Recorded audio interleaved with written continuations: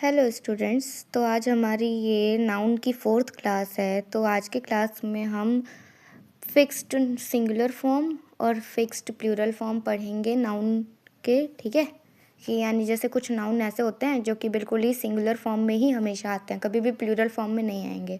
और कुछ ऐसे होते हैं जो हमेशा प्लूरल फॉर्म में आएंगे, कभी भी सिंगुलर फॉर्म में नहीं आएंगे। प्लूरल फॉर्म में है तो प्लूरल फॉर्म में ही होंगे, सिंगुलर में नहीं आएंगे। और सिंगुलर फॉर्म में हमेशा रहेगा तो उसको प्लूरल में नहीं बना सकते। ठीक है, समझ में आई इतनी बात? अभी मैं धीरे धीरे और समझाऊंगी। उसके बाद फिर हम एक वर्कशीट करेंगे, उसमें एक क्वेश्चन है फिल इन द ब्लैंक्स, वो करेंगे। ठीक है, रिलेटेड टू दिस टॉपिक।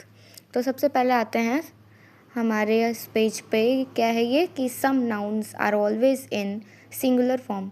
कुछ ऐसे नाउन होते हैं जो हमेशा सिंगुलर फॉर्म में ही रहते हैं, मतलब हमेशा सिंगुलर ही होते हैं, हम उसका प्लूरल नहीं बना सकते। ठीक है, जैसे लगेज है। ठीक है, लगेज होता है। अगर मैंने इसको लगेजेस कर दिया, पीछे एस लगा दी, तो उसका कोई मीनिंग नहीं रहेगा। ठीक है, लगेजेस जैसा कोई वर्ड होता ही नहीं है। फर्नीचर होता है, फर्नीचर्स कभी नहीं होता है। ठीक है, सिर्फ फर्नीचर होता है। फर्नीचर मतलब कि बहुत सारे लकड़ी के सामान। अब फर्नीचर के अंदर ना चेयर, टेबल, बेड, ये सारी चीज़ें आ जाती है। इसको हम अकेले ये नहीं कह सकते। अब देखो, टेबल और पूरे इस ग्रुप का नाम है ना फर्नीचर। ऐसा थोड़ी है कि मतलब एक ही चीज़ है तो हम उसको फर्नीचर्स कर देंगे, नहीं। जैसे सीनरी है, सीनरी बहुत सारे सीन्स का एक ग्रुप होता है। ठीक है, एविडेंस हो गया, इंफॉर्मेशन हो गए, ये सारी चीज़ें जो है। न्यूज़ में देखो तुम्हारा एस लग रहा है पीछे, ये तो मत समझना कि ये प्लूरल फॉर्म में बनाया गया। न्यूज़ की फुल फॉर्म तुम्हें पता है ना, नॉर्थ ईस्ट वेस्ट साउथ। तो ये हमारा पूरा एक इंफॉर्मेशन वाला है।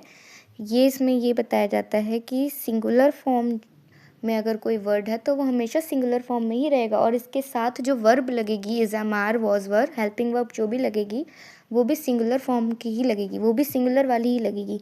जैसे कि पहला एग्जांपल हम देख लेते हैं। He gave me lots of information, और फिर स्लैश में इंफॉर्मेशंस है। बताना है कि कौन सा सही है। ठीक है, तो इंफॉर्मेशंस जैसा कोई वर्ड एग्जिस्ट ही नहीं करता। ठीक है, इंफॉर्मेशन करेक्ट है। उसके बाद नेक्स्ट है I want to buy some furnitures, और फर्नीचर्स वाला कोई वर्ड ऐसा एग्जिस्ट ही नहीं करता। फर्नीचर करेक्ट है। ठीक है, फर्नीचर, एस नहीं आएगा, नहीं आएगा एस। ठीक है, ऐसे ही एक नीचे एग्जाम्पल है पोइट्रीज। अच्छा, पोइट्री का मतलब क्या होता है? बहुत सारे पोम्स का एक ग्रुप। ठीक है, तो वर्ड्सवर्थ जो थे उन्होंने काफ़ी सारे पोम्स लिखे थे, तो उनकी जो पोइट्री है वो बहुत ज़्यादा इंटरेस्टिंग है। इसमें ये बताया, तो पोइट्रीज नहीं आएगा, पोइट्री आएगा। ठीक है, उसके बाद हम आते हैं नेक्स्ट पे। इसमें ऐसे कुछ वर्ड्स हैं जो कि हमेशा प्लूरल फॉर्म में रहते हैं, जैसे ट्राउज़र्स, सीजर्स, बाइनोक्यूलर्स, ये सारी चीज़ें। अच्छा, इसमें एक वर्ड आया है यहाँ पर शैम्पल्स, इसका मतलब है कन्फ्यूजन। स्पेक्टेकल्स हमारे चश्मे। ठीक है, और गुड्स जो है सबसे लास्ट नीचे में एग्जाम्पल दिया है, लास्ट थर्ड वर्ड गुड्स यहाँ पर गुड का गुड्स नहीं हुआ है, यहाँ पर गुड्स का मतलब सामान है। अगर गुड का मतलब अच्छा होता है तो गुड्स नहीं, गुड्स मतलब कि मतलब गुड्स का मतलब सामान होता है, जैसे कोई वस्तु। ठीक है, तो यहाँ पर डिफरेंट मीनिंग्स हो जाते हैं अगर हम एस और एस लगाते हैं तो। गुड का कुछ और मतलब है, गुड्स का कुछ और मतलब है। ठीक, जैसे एग्जांपल देखो, spectacles is are a costly item. जो स्पेक्टेकल्स हैं वो एक कॉस्टली आइटम है। अब तुम्हें यहाँ पर तुम्हें लग रहा होगा कि स्पेक्टेकल्स है, पीछे ऐसे यानी प्लूरल है। स्पेक्टेकल्स मतलब चश्मा, स्पेक्टेकल्स का मतलब चश्मा होता है ना, तो चश्मा मतलब एक चश्मा, तो हम इज़ लगा देते हैं, बट नहीं, यहाँ पर आर लगेगा। चश्मा हमेशा दो आँखों के लिए होता है। ठीक है, तो इसको प्लूरल फॉर्म में ही लिखा जाता है, कभी भी ये सिंगुलर फॉर्म में नहीं आएगा। जैसे लास्ट एग्जांपल जो हमारा केटल जो होता है मवेशी, गाय, भैंस, बकरी, बकरी जो चरने जाते हैं इन सब को, तो ये हमेशा ये पूरे ग्रुप का नाम है, भेड़ बकरी के पूरे ग्रुप का नाम है कि ये लोग क्या कर रहे हैं। ये जो भेड़ बकरी हैं, ये एनिमल्स क्या कर रहे हैं? ग्रेजिंग, मतलब घास खा रहे हैं। कहाँ पर? फील्ड में। ठीक है, तो यहाँ पर इज़ नहीं आएगा, आर आएगा। Cattle are grazing in the field. ठीक है, इज़ नहीं आएगा। तुम्हें लग रहा होगा कि केटल है तो एस लगाना चाहिए, तो लेकिन केटल्स कोई वर्ड होता ही नहीं है, केटल होता है, केटल। ठीक है, और केटल जो है उसके साथ आर आएगा, भले ही इसमें एस नहीं लगा लेकिन इसके साथ आर ही आएगा। ठीक, तो ये था हमारे कुछ एक्स्ट्रा इन्फॉर्मेशन। तो ये चैप्टर यहीं पर ख़त्म होता है। उसके बाद अब वर्कशीट्स बची हैं। अभी मैं एक क्वेश्चन करवा रही हूँ, उसको ज़रा देखो, फिर तुम आंसर देना। वैसे तो मैं बता ही दूँगी। तो हेलो स्टूडेंट्स, तो अभी हमने कुछ 2 टॉपिक देखे, जो सिंगुलर फॉर्म और प्लूरल फॉर्म का था, कि कुछ ऐसे नाउन होते हैं जो हमेशा सिंगुलर फॉर्म में होते हैं और कुछ ऐसे नाउन होते हैं जो हमेशा प्लूरल फॉर्म में होते हैं, जो चेंज नहीं होते हैं। ठीक है, सिंगुलर से प्लूरल में चेंज नहीं होते और प्लूरल से सिंगुलर में चेंज नहीं होते, जो हमने देख ही लिया है अभी। तो अब आते हैं ज़रा फिल इन द ब्लैंक्स पे, ज़रा ध्यान से देखना। ठीक है, नाउन फिल करना है हमें। नाउन, द जज एडमायर्ड हर डैश। जज जो थे उन्होंने प्रशंसा की किसकी? ऑनेस्टी की। ऑनेस्टी, ईमानदारी, ऑनेस्टी। ठीक है, ईमानदारी। उस लड़की के हर यहाँ पर लड़की के लिए यूज़ किया गया है, तो उस लड़की की ईमानदारी की तारीफ़ की। नेक्स्ट आता है, a sudden dash of thunder frightened the children. Sudden dash, अचानक से हुआ बिजली जो कड़की, बिजली चमकने की आवाज़ से क्या हो गया? बच्चे जो थे, चिल्ड्रन जो थे, डर गए। फ्राइटेंड, डर गए। ठीक है, तो यहाँ पर क्रैश वर्ड यूज़ होगा। ठीक, क्रैश। द डैश ऑफ बीज अटैक्ड द इंट्रूडर। ठीक है, जो यहाँ पे मधुमक्खी, बीज मतलब मधुमक्खी, मधुमक्खी, मधुमक्खी के झुंड ने अटैक किया, तो यहाँ पर स्वॉर्म यूज़ होगा। स्वॉर्म पढ़ाया था ना मैंने जब कलेक्टिव नाउन, तो मैंने बताई थी ना कि जब बीज के ग्रुप को हम क्या बोलते हैं? स्वॉर्म बोलते हैं। Next, gold is a precious dash. Gold क्या है? प्रीशियस, कीमती।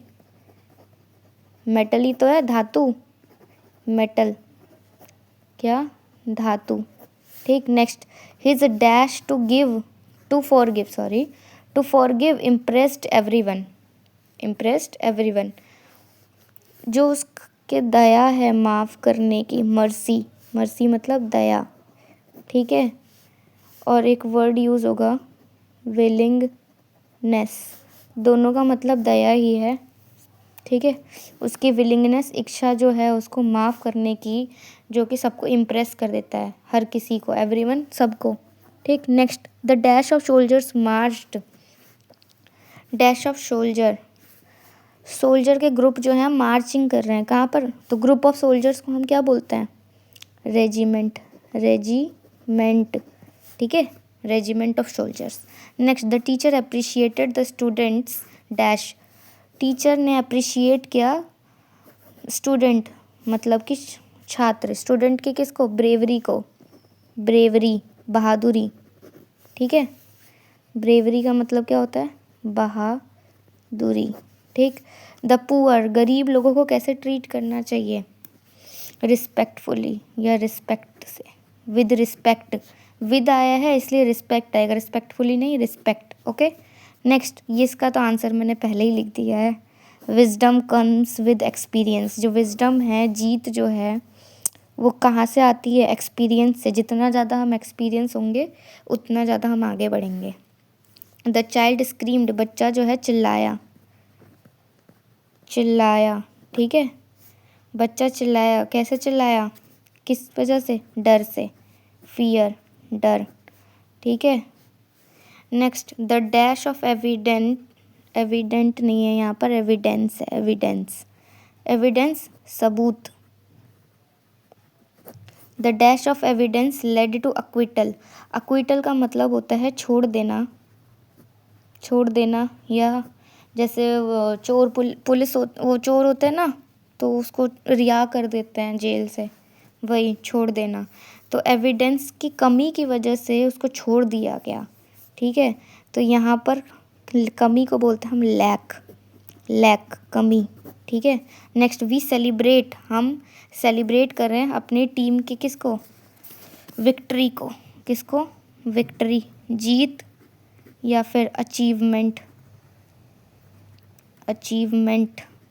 या फिर एक और वर्ड यूज़ हो सकता है सक्सेस। सबका मतलब है सफलता, सफलता, जीत। ठीक है, तो सफलता को या जीत को हम क्या कर रहे हैं? सेलिब्रेट कर रहे हैं। तो यहाँ पर मैंने पूरे 12 क्वेश्चन समझाए हैं, समझ में आ गया सबको? ठीक है, ओके।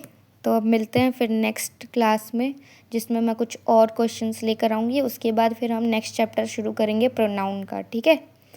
तो आज हमारी सेकेंड लास्ट क्लास थी, ठीक है, नाउन की। कल एक लास्ट क्लास है जिसमें और क्वेश्चंस हैं, वो लेकर आऊँगी। उसके बाद फिर हमारा ये नाउन वाला टॉपिक ख़त्म। ओके।